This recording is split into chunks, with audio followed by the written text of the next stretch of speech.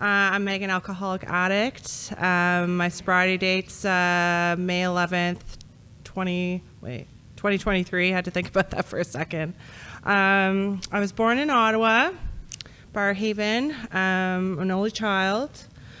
I believe that I was born restless, irritable, and discontent. I could never settle. I was always crying, and as I got a little older, behavioral issues, never sat still. That's why my mom only had one, because I was told like I was 5 and 1, basically semi-institutionalized at a young age because I couldn't function in normal school because of my behavior. Essentially was kind of told that I wouldn't really amount to anything. And that kind of set not a really good stepping stone for me in life. My parents separated when I was 5. My dad is one of, I would say all of us, but we're not all alcoholics and addicts here, but, and most of my family is. So I grew up with a lot of alcohol and drugs in the house. Luckily, my mom, God love her, she never drank. As I got into my teen years, my first drink was when I was 12, and that just, the feeling, I can't even explain it, right? It just calmed everything. It was like the answer to all my prayers. I could finally sit with myself. I wasn't anxious. I could finally relate to people. I always had lots of friends and in high school, but definitely started drugs and drinking at a young age.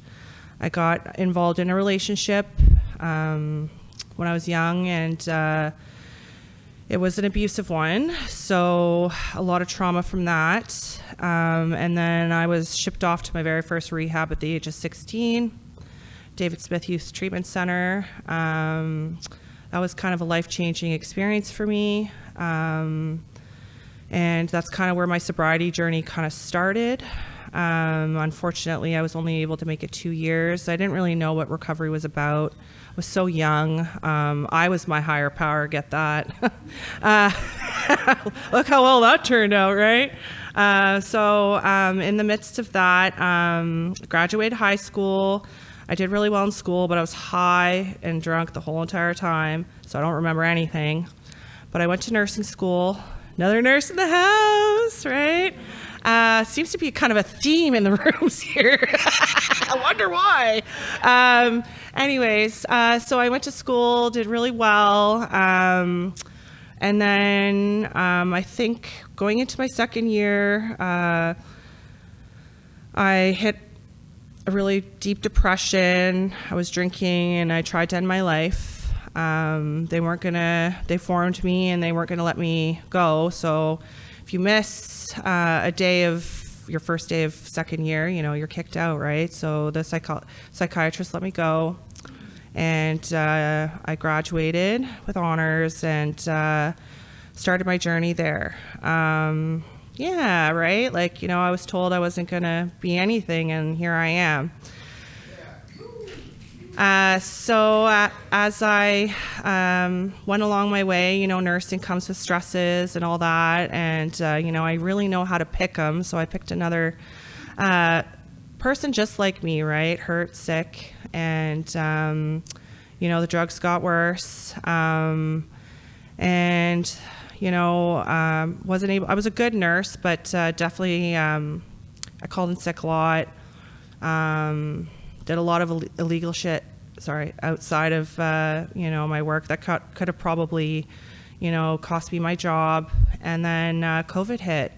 COVID was my savior because for so many reasons, because I got to wear an N95 mask to work, meaning no one could smell the booze off my breath, and, I could get away with a lot more.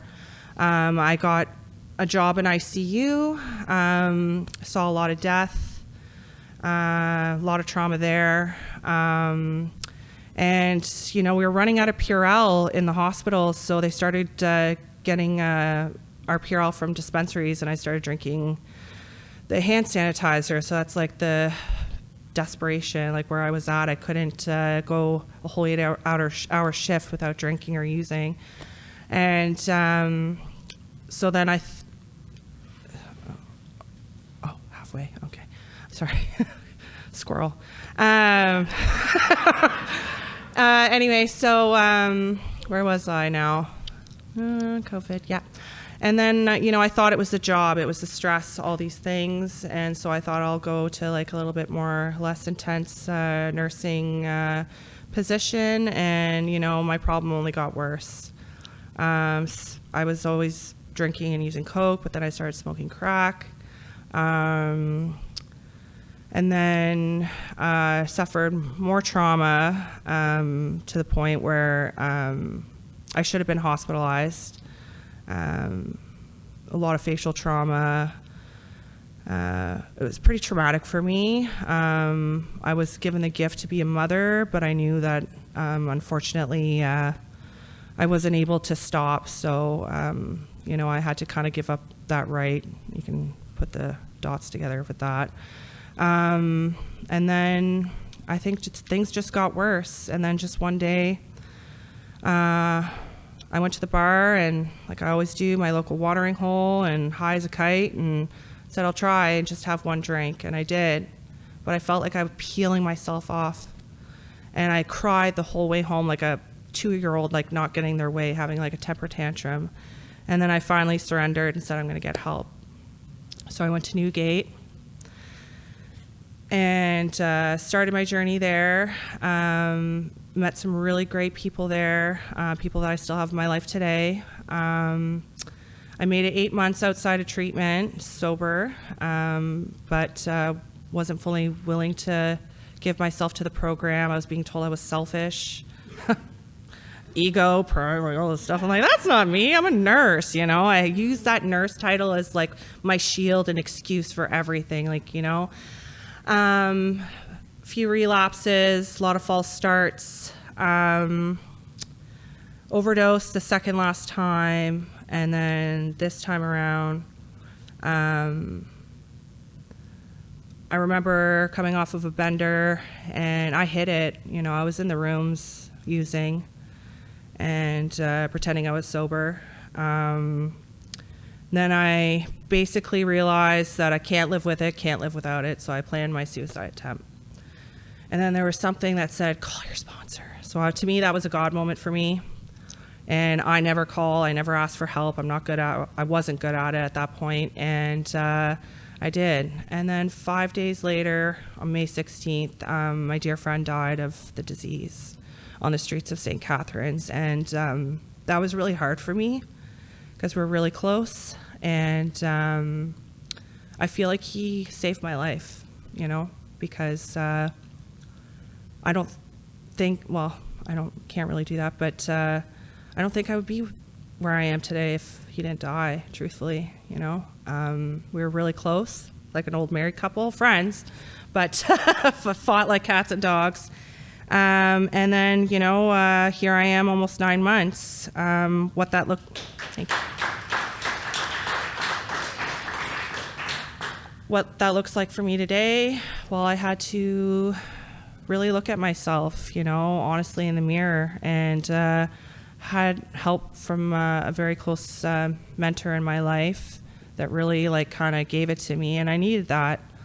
And working the steps, getting involved, and just putting myself out there and being vulnerable. Big part of my community is CA. Boys in the back. Yeah. And just kind of forced myself into fellowship, starting dinners and stuff like that, because I like to keep myself on the outside. I don't want you people seeing who I really am, what I'm up to, right? And that's kind of how I started. And then, developing a connection with a higher power who I call God, and coming to Ashes to Rubies and Upper Room and Union City Church. I think that's what it's called. I should know. Sorry. Anyway, forgive me. And yeah, it's just this amazing life I have. Right now I'm nursing, but doing a completely different role. I'm mentoring nurses,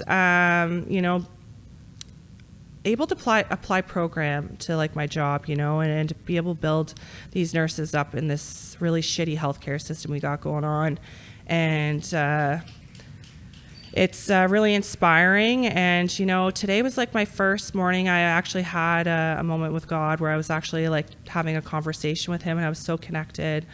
And, you know, just so many blessings. But the fact that I do no longer have the obsession to use is a miracle in itself. Because there wasn't a day that I ever went by without thinking that. So, yeah, I'm just really grateful that Vicki asked me to speak. And, yeah, I hope you guys all have a great 24. Thanks.